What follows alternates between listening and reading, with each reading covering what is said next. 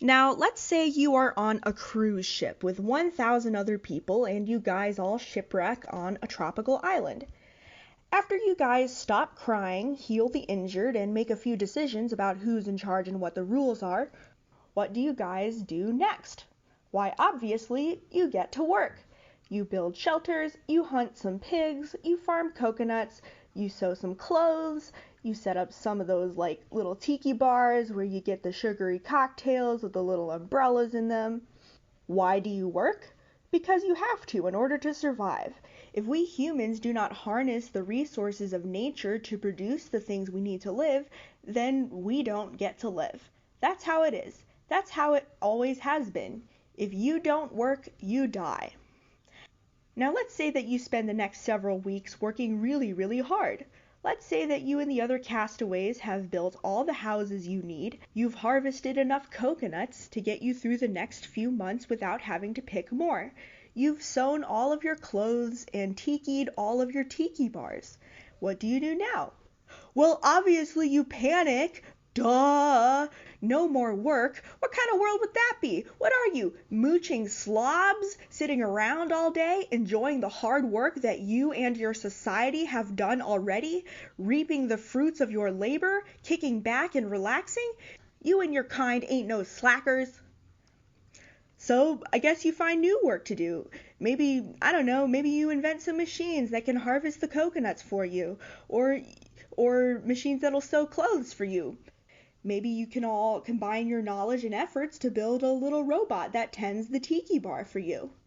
And now, when the surplus from before has run out and you have to get back to work, well, now all of the work that used to take each person 60 hours of labor every week can now be done in 40 or 30. So you build up a new surplus, enough surplus this time to last a whole year. Now what do? Well, obviously you keep working, you lazy bum. You, I don't know, maybe you can dig some holes and fill them back up again. Or you can polish some of those rocks over there to make them shiny. Yeah, you can do that. Or maybe you can make even more surplus. I mean, you might hunt the pigs to extinction or harvest the coconuts to extinction, but you can't stop working. No. Under no circumstances can you stop working, ever. Relaxing is for losers. But now all of you are living in unspeakable abundance, and you, now this time I am referring to the singular you, dear viewer, not the collective you of the island as a whole, you wake up one morning and discover that all of the work that was originally assigned to you has already been done. There's just no more work for you to do, anywhere. Did you gather water from the mountain spring? Yes, enough water to last a whole week. You were supposed to sew some new t-shirts, but everyone on the island already has a few t-shirts, and there are a few thousand t-shirts waiting in reserve for the previous t-shirts to wear out.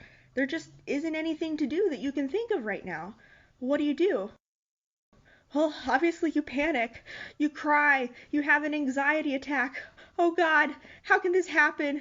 No work. How will you feed your kids if there's already enough food on the island to feed twice your population? How will you house your family if you've already built twice as many houses as you will ever need? How will you clothe them if clothes are in abundance? This is a disaster. Okay. So you, dear viewer, you take a deep breath. Now maybe it's not time to panic just yet. You can always walk to the other end of the island and see if anyone there needs help with their work. Yeah, you can do that. So you go to the other end of the island and you see that Mr. and Mrs. Smith are struggling under a very large workload that has been assigned to them. They look exhausted, just polishing all of those rocks all by themselves. They must be putting in 60 hours a week. They'll never get through that. So you say to Mr. and Mrs. Smith, "Yo, what up, my good dudes, my fellow shipwreckies, my comrade castaways? It appears that you have an excessive amount of work assigned to you, and you could use some extra help. How about maybe you sit down for a little bit while I finish polishing some of those rocks for you?" And how will Mr. and Mrs. Smith respond? Duh, the only logical way. They're gonna tell you, "Fuck off, you smelly vagrant, coming over to our side of the island trying to steal our jobs. Get, We should build a damn wall to keep those East Islanders away from our unpolished rocks. Of course that's how they respond. They too need to work in order to live, even though all the work necessary for them to live has already been done. It's just basic economics. Everyone knows that if you stop working, you die, regardless of how productive or necessary your work is. And they are even angrier at you still. Look at you, you're not even working, and yet you are eating food grown by working farmers, wearing clothes sewn by working tailors, and living in a house built by working builders. And you say, well, I don't see why I can't use those things. There's enough for everyone. And they say, but you're using them without working. We're working 60 hours a week polishing all these damn rocks, supporting your lazy ass. And you say, well, I want to help with the work, but you won't share your workload. And they say, well, maybe if you wore nicer clothes to your job interview, or I don't know, maybe if you got better grades in school, we'd let you help. And they are correct. You are indeed a lazy bum, worthless, useless, a burden upon society.